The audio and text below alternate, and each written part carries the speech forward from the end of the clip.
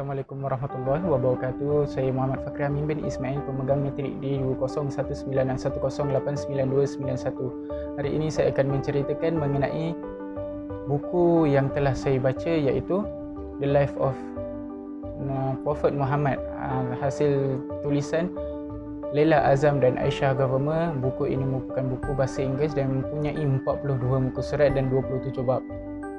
Buku ini menceritakan bagaimana awal keturunan Nabi Muhammad, iaitu pada zaman sejak Nabi Ibrahim lagi sehingga baginda Nabi Muhammad SAW wafat. Buku ini dimulakan dengan kesusahan dan kepayahan dakwah Nabi Ibrahim AS menyampaikan ajaran Nabi Muhammad, ajaran daripada Allah Subhanahu Wa Taala untuk mentaati Allah Subhanahu Wa Taala, sehingga bapa Nabi Ibrahim ini sendiri menolak ajaran yang disampaikan oleh Nabi Ibrahim, dan Nabi Ibrahim ini telah berkahwin dengan isterinya Sarah tapi tidak dikurniakan cahaya mata. Selepas itu Nabi Ibrahim telah berkahwin dengan Hajar dan alhamdulillah telah dikurniakan cahaya mata yang bernama Nabi Ismail. Dan tidak lama selepas itu Nabi Ibrahim telah dikurniakan cahaya mata bersama isteri pertamanya, iaitu Sarah, dan dikurniakan anak yang bernama Ishak.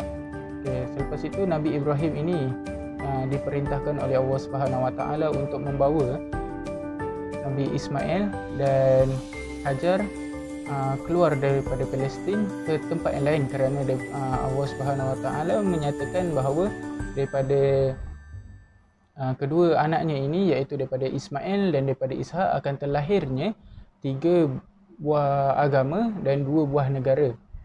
Daripada 3 buah agama itu adalah ajaran melalui Nabi Muhammad SAW, Nabi Musa dan Nabi Isa yang dikenali sebagai Moses dan Jesus dalam buku ini.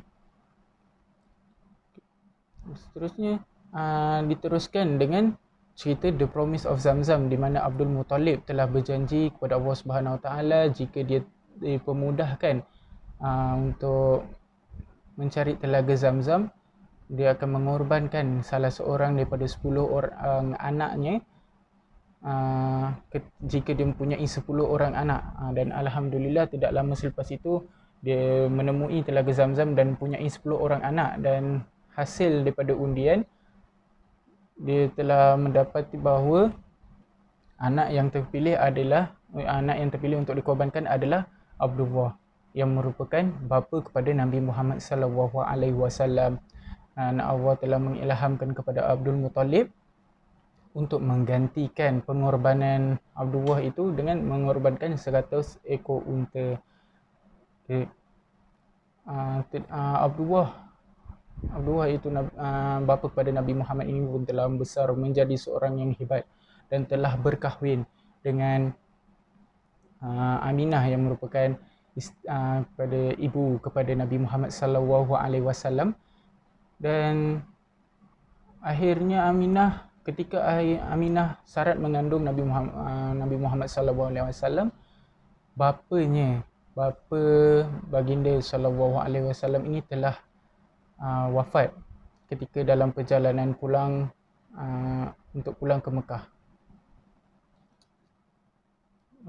Jadi dikatakan Nabi Muhammad ini telah dikatakan anak yatim sejak kecil lagi, dan selepas itu dia telah dijaga oleh Halimah, di mana Halimah ini merupakan seorang yang daripada keluarga yang serba kekurangan, sehingga untuk menyusukan anaknya sendiri pun tidak mempunyai susu yang cukup, dan kedai peliharaannya sudah tua dan tidak boleh mengeluarkan susu. Namun hasil berkat daripada menyusukan Nabi Muhammad SAW, segalanya telah berubah. Hasil tanamannya telah subur, keldai yang sudah tua itu boleh mengeluarkan susu, dan Halimah itu sendiri mempunyai susu yang mencukupi untuk memberi susu kepada Nabi Muhammad SAW dan anak Halimah itu sendiri. Kemudian Nabi Muhammad SAW telah kembali kepada ibunya dan dijaga oleh ibunya. Namun tidak lama selepas itu ibunya itu pula telah wafat, dan Nabi Muhammad sudah kehilangan kedua-dua ibu bapanya, dan Nabi Muhammad telah dijaga oleh datuknya, iaitu Abdul Muttalib. Namun tidak selama selepas itu datuknya pula meninggal dunia dan telah dijaga oleh bapa saudaranya Abu Talib. Lepas tu tidak lama kemudian selepas itu Nabi Muhammad telah berkahwin dengan Aisyah. Nabi Muhammad telah berkahwin, telah berkahwin dengan isteri pertamanya iaitu Khadijah.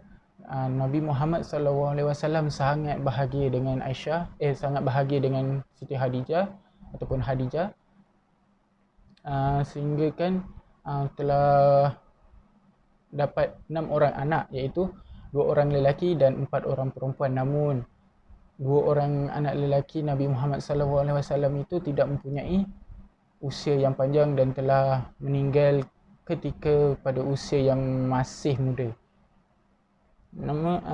Selepas itu cerita disambung dengan Nabi Muhammad SAW telah berjumpa dengan Jibril untuk menerima wahyu yang pertama di Gua Hira. Dan cerita mengenai diteruskan dengan cara Nabi Muhammad berdakwah secara senyap-senyap ataupun secara berhasil selama 3 tahun. Dan kemudian selepas 3 tahun itu Nabi Muhammad telah berdakwah secara terang-terangan, dan apabila telah dia telah mendapat 3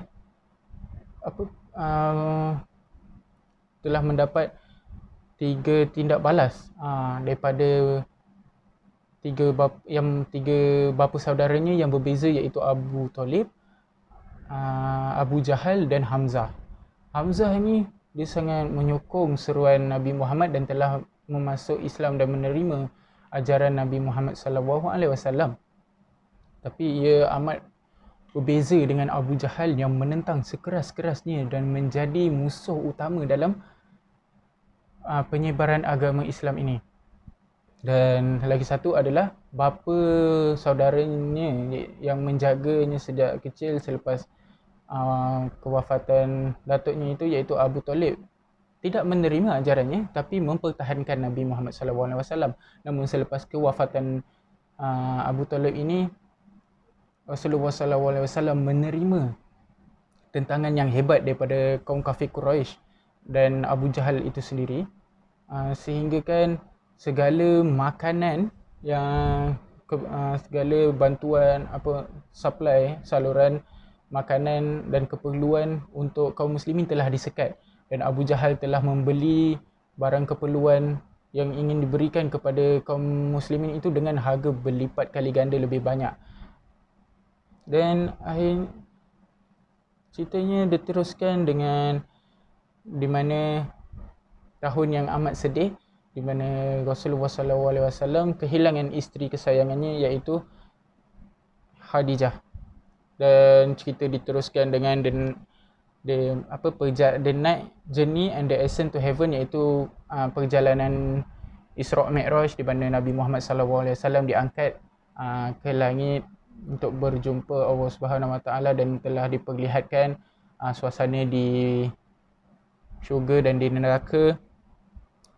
Dan kemudian cerita ini diteruskan dengan peristiwa-peristiwa penting dalam sejarah Islam seperti perjanjian Aqabah, hijrah daripada Mekah ke Madinah, ketibaan di Yasrib, perang dan adanya cerita peperangan mengenai perang Badar, perang Uhud, perjanjian Hudaibiyah, lepas tu pembukaan kota Mekah, sehinggalah peperangan Tabuk yang merupakan peperangan terakhir Nabi Muhammad SAW sebelum baginda wafat. Dan cerita ini diakhiri dengan kewafatan Nabi Muhammad SAW dan telah diceritakan dalam antara penutup cerita buku ini mengenai khutbah Nabi Muhammad SAW dan yang mengarahkan kita sebagai umat Islam untuk terus mentaati Allah Subhanahu Wa Taala meskipun baginda telah wafat, kerana tujuan kita adalah mentaati Allah Subhanahu Wa Taala tidak kira apa jadi sekalipun. Oleh itu saja daripada saya. Saya harap semuanya bermanfaat kepada kita, kepada saya dan kepada anda semua. Jadi oleh itu, sekian, terima kasih daripada saya. Assalamualaikum warahmatullahi wabarakatuh.